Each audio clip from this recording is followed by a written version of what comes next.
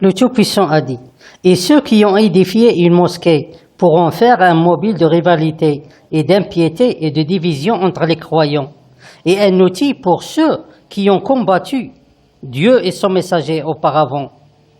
Et certainement ils vont jurer en disant, « Nous ne voulions que le bien, et Dieu affirme qu'il monte. »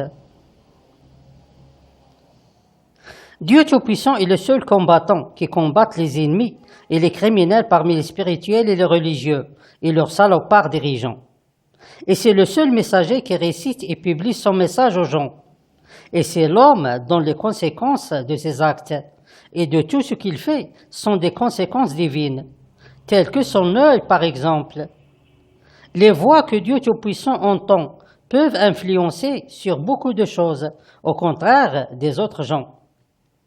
Les criminels marocains ne sont pas seulement les pires ennemis de Dieu Tout-Puissant, mais ce sont les pires des menteurs et les pires des idiots et les pires des ignorants. En effet, quand ces Marocains ont remarqué que Dieu Tout-Puissant peut être combattu à travers ses oreilles et ce qu'il entend, alors ils ont construit une mosquée près de l'endroit où il se trouve, afin de l'influencer et l'obliger à suivre leur chemin et leurs faux seigneurs qui sont dans le ciel, pour faire ainsi de lui un serviteur chez eux et un esclave chez leurs dirigeants.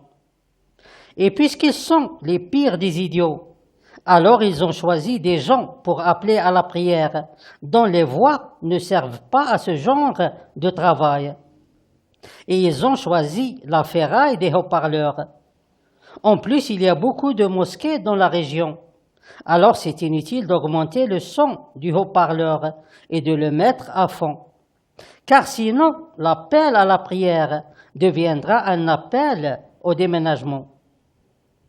Et puisqu'ils sont les pires des menteurs, alors ils veulent montrer aux gens que Dieu Tout-Puissant a des associés et qu'ils veulent, à travers ce travail, les combattre et les influencer.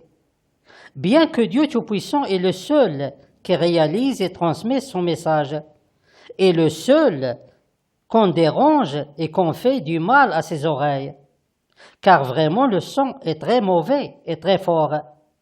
Mais c'est ça la mentalité des religieux marocains, de l'ignorance et du mensonge et de l'hypocrisie.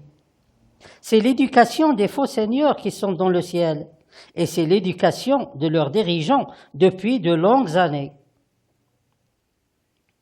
Jusqu'à maintenant, le messager de Dieu qui récite et publie son message a toujours un doute à propos de la véracité de ce message, puisque presque rien de tout ce qui est dit dans ce message ne s'est produit sur le plan réel, et de façon qui prouve que ce message est vrai et juste, tel que la punition contre les criminels parmi les spirituels et les religieux et les scientifiques et les dirigeants, et aussi ce qui concerne les 3 ruisseaux, car le messager de Dieu tombe souvent malade, bien que le message de Dieu Tout-Puissant annonce que le messager de Dieu a gagné son premier cycle de la vie éternelle, et aussi il a gagné les 3 ruisseaux, y compris le ruisseau de la guérison.